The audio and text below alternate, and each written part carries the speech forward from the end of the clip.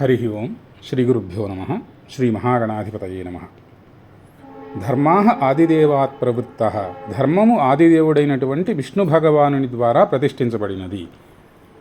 ధర్మం సనాతనం, ధర్మాన్ని ఆచరించే మతం కావటం వలనే హైందవం కూడా సనాతన మతంగా చెప్పబడుతూ ఉంది. ధర్మము, సత్యము, శివము, సుందరము ఇవన్నీ కూడా ఒకే తత్వాన్ని తెలియజేసేటటువంటి పదాలుగా మనం భావించాలి. ధర్మం సాక్షాత్తు బ్రహ్మస్వరూపం. సమస్త పుణ్యకార్యాలకు ధర్మమే మూలం. ధర్మం ఈశ్వర శాసనం. ఇది భగవానుడు ఏర్పరిచినటువంటి నియతి. కాబట్టి దీన్ని ఎవరు అతిక్రమించడం సాధ్యం కాదు. ప్రభవార్థాయ భూతానాం ధర్మ ప్రవచనం కృతం. ధర్మం యొక్క పరమార్థం ఏమిటి అంటే మనలోని అంతశ్చేతనను వికసింపజేయటం, జ్ఞానాన్ని వృద్ధి చేయటం, సత్యస్వరూపాన్ని ఆవిష్కరించటం. రామో విగ్రహవాన్ ధర్మ సాధుసత్యపరాక్రమ రాజా సర్వస్య లోకస్య దేవానామివ వాసవ. ఇది రామాయణంలో మనకు కనిపించేటటువంటి శ్లోకం. ఇది రామతత్వాన్ని మనకు ఆవిష్కరింపజేస్తూ ఉంది. ఈ శ్లోకాన్ని మహర్షి వశిష్ఠుల వారి ద్వారానో, విశ్వామిత్రుల వారి ద్వారానో, లేదా అగస్త్యుల వారి ద్వారానో మనకు తెలియజేసి ఉంటే మనం పెద్దగా ఆశ్చర్యపడాల్సిన అవసరమే ఉండేది కాదు. ఎందుకు అంటే వశిష్ఠుడైనా, విశ్వామిత్రుడైనా, అగస్త్యుడైనా బ్రహ్మతత్వాన్ని తెలుసుకున్న వాళ్ళు, రామతత్వాన్ని తెలుసుకున్నవాళ్ళు. కానీ శ్రీమద్ రామాయణంలో ఈ శ్లోకాన్ని మాయావి, రాక్షసుడు, రావణుని యొక్క అమాత్యుడు అయినటువంటి మారీచుని ద్వారా తెలియజేస్తూ ఉన్నారు. ఈ శ్లోకం యొక్క అర్థం ఏమిటి అంటే రామచంద్రుడు మూర్తిభూతమైనటువంటి ధర్మమూర్తి, అధర్మ స్పర్శ లేనివాడు, మేలిమి బంగారం. ఈయన సాధుమూర్తి, తపస్వి, సత్యపరాక్రముడు. ఎవ్వరూ ఆయనను జయింపజాలరు. ఆయన అపరాజితుడు. ఇక్ష్వాకు వంశంలో ఉన్నటువంటి రామచంద్రుడు సమస్త భూమండలానికి కూడా అధిపతి, చక్రవర్తి. మర్యాదా పురుషోత్తముడైన ఈ ప్రభువు తన తేజో పరాక్రములు, ధర్మనిష్ట, తపస్సు చేత దేవతలకు సైతం ఆశ్రయస్థానమైనాడు. శత్రువుల చేత సైతం ప్రస్తుతించబడినటువంటి ధర్మమూర్తి శ్రీరామచంద్రమూర్తి. అందువలనే రాక్షసుడైనటువంటి మారీచుడు రావణునికి రామతత్వాన్ని తెలియజేస్తూ ఉన్నాడు. ఈ కారణం వల్లనే భరతావని 4 చిరగుల శ్రీరామనామాన్ని రక్షామంత్రంగాను, మంగళవాచకంగాను అనుసరిస్తూ ఉంది. శ్రీరాముని మించినటువంటి ఆదర్శమూర్తి, ధర్మమూర్తి మనం ఎప్పటికీ చూడలేము. వేదవేద్యే పరే పుంసి జాతే దశరథాత్మజే వేద ప్రాచేత ఆసీత్ సాక్షాత్ రామాయణాత్మన. వేదవేద్యుడైనటువంటి పరమపురుషుడు శ్రీమన్నారాయణమూర్తి ఎప్పుడు దశరథాత్మజుడైనటువంటి రామచంద్రునిగా జన్మించాడో అప్పుడే మహర్షి వాల్మీకి ముఖంగా వేదమే సాక్షాత్తు శ్రీమద్ రామాయణంగా అవతరించింది. కాబట్టి శ్రీమద్ రామాయణం యొక్క పారాయణము, ప్రవచనము, శ్రవణము కూడా వేద పారాయణము, ప్రవచనము, వేదపాఠ శ్రవణంలాగా అనిష్ట నివారణాన్ని, కార్యసాధనను, సకల శుభాలను కలిగిస్తుంది అన్నది నిస్సందేహమైనటువంటి అంశం. ఇదం రామాయణం కృత్స్నం గాయత్రీ బీజ సంయుతం త్రిసంధ్యయ పఠే నిత్యం సర్వపాపై ప్రముచ్యతే. 24 అక్షరాలు కలిగినటువంటిది గాయత్రీ మంత్రం. 24,000 శ్లోకాల సమాహారం శ్రీమద్ రామాయణ మహాకావ్యం. ప్రతి 1000 శ్లోకాలకు ఒక గాయత్రీ బీజం సంపుటితమవుతూ ఉంది. అంటే మహర్షి గాయత్రీ మంత్ర స్వరూపంగానే శ్రీమద్ రామాయణాన్ని ఆవిష్కరించారు అని మనకు అర్థమవుతుంది. ఇందులో శ్రీరామచంద్రమూర్తి సాక్షాత్తు వేదమార్గ సూచితమైనటువంటి గాయత్రీమాతగా శ్రీమన్నారాయణ స్వరూపంగా నిరూపించటం జరుగుతుంది. కాబట్టే గాయత్రీ బీజ సంపుటితో ఈ రామాయణ కావ్య నిర్మాణం జరిగింది. సుందరకాండం తత్ అన్న బ్రహ్మవాచకంతో ప్రారంభమవుతుంది. కనుక ఈ కాండం సత్యము, శివము, సుందరము అయినటువంటి బ్రహ్మస్వరూప వైభవాన్ని మనకు విశదం చేస్తూ ఉంటుంది. సుందరే సుందరో రామ, సుందరే సుందరీ కథ, సుందరే సుందరీ సీత, సుందరే సుందరం వనం, సుందరే సుందరం కావ్యం, సుందరే సుందరం కపిః, సుందరే సుందరం మంత్రం, సుందరే కిం న సుందరం. సుందరకాండంలో వర్ణించబడినటువంటి రామచంద్రమూర్తి అమితమైనటువంటి సుందరుడు. పుంసా మోహన రూపాయ అని పురుషులను సైతం మోహింపజేసే అమిత సుందర స్వరూపం ఆయనది. సుందరకాండంలోని కథావస్తువు కూడా సుందరమే. ఇక జగన్మాత సీత జగదేక సుందరి. సుందరకాండంలో వర్ణించిన అశోకవనం సుందరమైనది. సుందరకాండంలోని కావ్యశైలి, రామణీయ కథ సుందరమైనవి, ఆనందాన్ని కలిగించేవి. ఇక అమిత తేజశాలి, మహాబలి, ధీమూర్తి అయిన హనుమ అసమాన సుందరుడు. సుందరకాండంలోని మంత్రభాగము, కూర్పు కూడా అత్యంత సుందరంగా ఉంటాయి, కార్యసిద్ధిని కలిగించేవిగా ఉంటాయి. మరి ఈ సుందరకాండంలో సుందరం కానిది ఏముంటుంది? అంతా సుందరమే. ఇది హనుమత్ వైభవం. రుద్ర తేజోమూర్తి, రామసేవకుడు అయిన కపి యొక్క విశ్వరూప సందర్శనమే మనకు సుందరకాండంలో కనిపిస్తూ ఉంటుంది.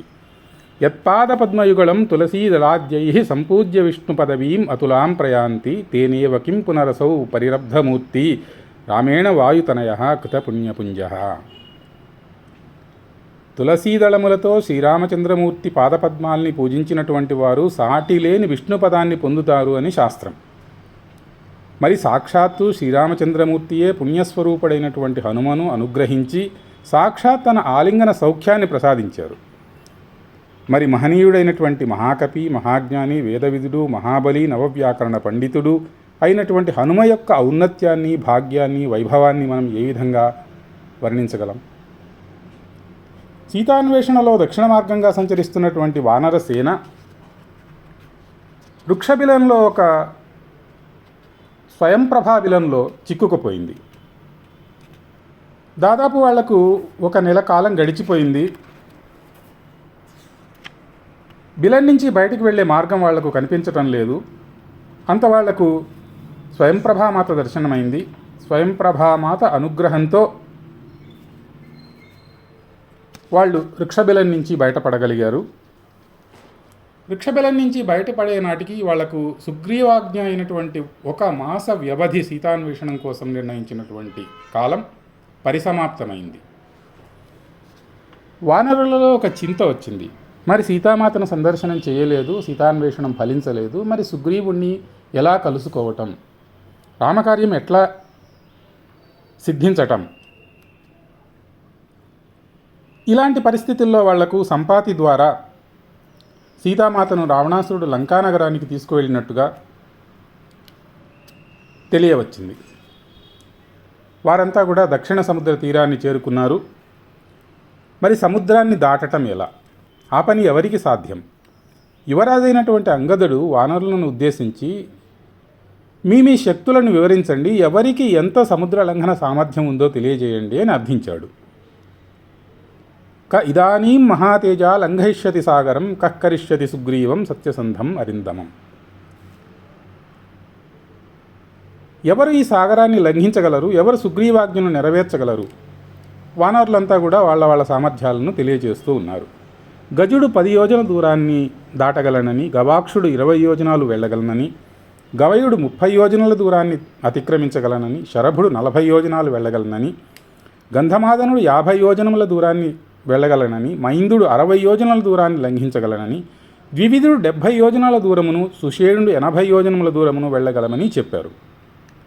అంత జాంబవంతుడు నాకు అమితమైనటువంటి గమన వేగం ఉండేది, కానీ వృద్ధాప్యం వలన నేను లంఘన సామర్థ్యం కోల్పోయాను, కాబట్టి నేను 90 యోజనముల వరకు వెళ్ళగలను.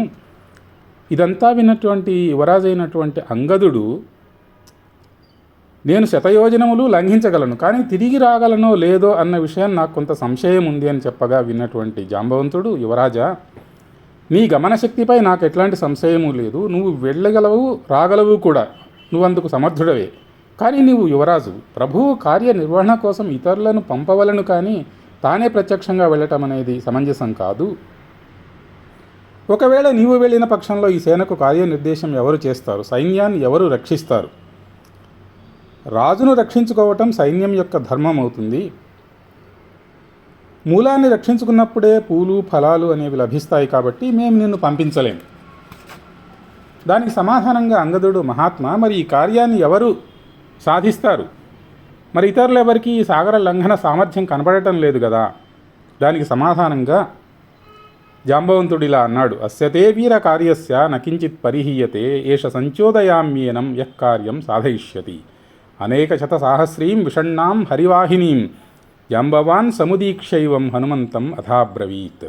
యువరాజా, రామకార్యానికి, సీతాన్వేషణానికి ఇలాంటి లోపము జరగదు. ఈ కార్యాన్ని సాధించే యోధుడు మనలో ఉన్నాడు. ఆ యోధుణ్ణి నేను ప్రేరేపిస్తాను అని పలికి హనుమంతుణ్ణి సమీపించాడు.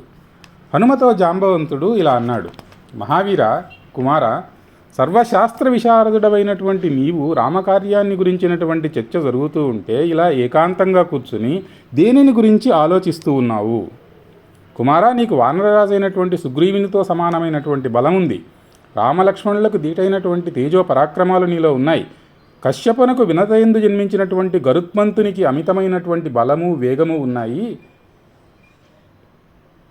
హనుమా, వైనతేయుని యొక్క పక్షంలో ఉన్నటువంటి బలము, ఆయనకున్నటువంటి వేగ సామర్థ్యము రెండూ కూడా నీలో ఉన్నాయి. బుద్ధి, బలము, తేజము, సత్యపరాక్రమంలో నీకు దీటైన వారెవరూ లేవు. బ్రహ్మవర ప్రసాదివి. నీ శస్త్రాస్త్రములు, ఏ శస్త్రాస్త్రములు కూడా నిన్ను బంధించలేవు, బాధించలేవు. కుమారా, నీ శక్తిని తెలుసుకో. జాంబవంతుని ప్రేరణతో హనుమలో తన శక్తి సామర్థ్యాలు జాగృతమయ్యాయి. సంస్తూయమానో హనుమాన్ వ్యవర్ధత మహాబల సమావిధ్య చ లాంగూలం హర్షాచ్చ బలమేయివాన్. తస్య సంస్తూయమానస్య వృద్ధైర్వానరపుంగవై తేజసామాపూర్యమాణస్య రూపమాసీత్ అనుత్తమం. అశోభతముఖం తస్య జృంభమాణస్య ధీమతః అంబరీషమివాదీప్తం విధూమ ఇవ పావకః. జాంబవంతుని ప్రేరణతో హనుమనులో తన యొక్క శక్తి తెలియరాసాగింది. ఆయన తోకలో ఒక తీవ్రమైనటువంటి కదలిక కలిగింది. ముఖంలో దీప్తి వృద్ధి కాసాగింది. దివ్య తేజస్సుతో ఆయన రూపం భాషించసాగింది. పొగలేనటువంటి అగ్నిశిఖ ఏ రకంగా స్వర్ణదీప్తంగా దివ్యదీప్తంగా తేజరిల్లుతూ ఉందో ఆ విధంగా మహాబలి, మంతధీశాలి, కార్యకుశలుడు, తేజోమూర్తి అయినటువంటి హనుమ లేచి నిల్చొని అమితమైనటువంటి దీప్తితో వానరులందరికీ అంజలి ఘటించి ఈ రకంగా పలుకుతూ ఉన్నారు. మారుతస్య సమోవేగే గరుడస్య సమోజవే అయుతం యోజనానాంతూ గమిష్యామి మే మతి తమేవం వానరశ్రేష్టం గద్యంతం అమితౌజసం ప్రహృష్టా హరయస్తత్ర సముదైక్ష్యంత విస్మితా. మారుతతుల్య వేగంతోనూ గరుత్మంతుని సమానమైన పరాక్రమంతోనూ అనేక వేల యోజనాలను సైతం నేను అవలీలగా లంఘించగలను. పరాక్రమం ఉప్పొంగేలా మహాబలి అమిత తేజస్సుతో గర్జించారు. నిరాసక్తంగా ఉన్న వానర సైన్యంలో ఉత్సాహం పెల్లువికింది. అంతా మహాబలమైన ఆంజనేయుని చూస్తున్నారు. అంతా మారుతి ఇలా అన్నారు. తతస్తు హరిశార్దూల తానువాచ వనౌకసః నెయ్యం మమ మహావేగం లంఘనే ధారయిష్యతి. ఈతానీహ నగస్యాస్య శిలాసంకటశాలినః శిఖరాణి మహేంద్రస్య స్థిరాణి చ మహాంతి చ. యేషు వేగం కరిష్యామి మహేంద్ర శిఖరేష్వహం నానాద్మ వికీర్ణేషు ధాతు నిశ్యంద శోభిషు. మిత్రులారా, నా పాద పీడనాన్ని ఈ భూమి భరించలేదు. లంఘనానికి కావలసినటువంటి ఒత్తిడి నేను కల్పించినప్పుడు ఈ భూమి దాన్ని తట్టుకోలేదు. కాబట్టి బలమైనటువంటి శిలా శిఖరాలతోనూ బలమైనటువంటి వృక్ష సముదాయంతోనూ నానా ధాతువులతోనూ కూడినటువంటి ఈ మహేంద్రగిరి శిఖరం నుంచి నేను సాగర లంఘనం చేస్తాను. అంత హరిపుంగవుడు మహేంద్రగిరిని ఎక్కసాగారు. హనుమ పాదఘాతానికి గిరి యొక్క శిలలు చూర్ణం కాసాగాయి. మహేంద్రగిరి చెలించసాగింది. ముక్కలైనటువంటి శిలల పగుళ్ల నుంచి నీటి ఊటలు స్రవింపసాగాయి. మహేంద్రగిరిపై సంచరిస్తున్నటువంటి మృగాలు, గజములు, నాగులు, గంధర్వ మిథునాలు, వృక్షములను ఆశ్రయించుకున్నటువంటి పక్షులు, విద్యాధర గణాలు, మహాసర్పాలు అన్నీ బయటికి రాసాగాయి. మహేంద్రగిరి మీది శిలలు హనుమ పాద ఘట్టనంతో కంపించసాగాయి. బిలాల నుండి బయటికి వస్తున్నటువంటి పాములు ధ్వజ పతాకాల్లాగా కనిపిస్తూ ఉన్నాయి. ఋషులు అందరూ పర్వతాన్ని వీడారు. సవేగవాన్ వేగ సమాహితాత్మా హరిప్రవీర పరవీరహంత మనస్సమాధాయ మహానుభావో జగామలంకాం మనసా మనస్వీ.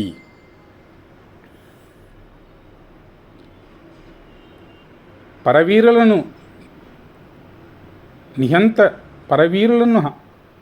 నిగ్రహించగలిగినటువంటి శక్తి కలిగినటువంటి మహాబలైనటువంటి కపవీరుడు సాగర లంఘనం కోసం ఏకాగ్రచిత్తంతో మహేంద్రగిరిని అధిరోహించాడు.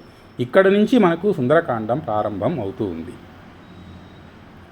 తతో రావణనీతాయా సీతాయా శత్రుకర్షణః ఏష పదమన్వేష్టం చారణా చరితే పథి దుష్కరం నిష్ప్రతిద్వంద్వం చికీర్షన్ కర్మవానరః సముదగ్రశిరోగ్రీవో గవాంపతిరివాబభౌ. రావణుని చేత అపహరింపబడిన సీతామాతను అన్వేషిస్తూ అరివీర భయంకరుడు శత్రుహంత అయినటువంటి హనుమంతుడు సిద్ధచారణులు సంచరించే ఆకాశ మార్గాన వెళ్ళడానికై నిర్ణయించుకున్నాడు. ఇక్కడనే మహర్షి మనకు కార్యసిద్ధిని, మంగళాన్ని సూచిస్తూ ఉన్నారు. అనితర సాధ్యమైన సాగర లంఘనం కోసం యుద్ధానికి సిద్ధమైనటువంటి నందీశ్వరునిలాగా తన మెడను శిరస్సును నిటారుగా నిలిపి లంఘనానికి ఉద్యుక్తుడయ్యారు ఆంజనేయుడు. సూర్యభగవానునికి, మహేంద్రునకు, వాయుదేవునకు, ఇతర దేవతలకు చేతులు మోడ్చి నమస్కరించి బయలుదేరుటకు నిశ్చయించుకున్నారు.